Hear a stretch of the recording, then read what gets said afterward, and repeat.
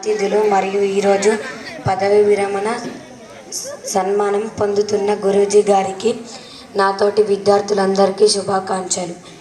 ఈరోజు మనందరం ఇక్కడ ఎందుకు సమావేశం అయ్యామంటే, ఈరోజు మనందరికీ ఎంతో ఇష్టమైన మన హిందీ ఉపాధ్యాయుడు, మనందరం గురూజీ అని ప్రేమగా పిలుచుకునే జగదీష్ సార్ గారు పదవి విరమణ పొందుతున్నారు.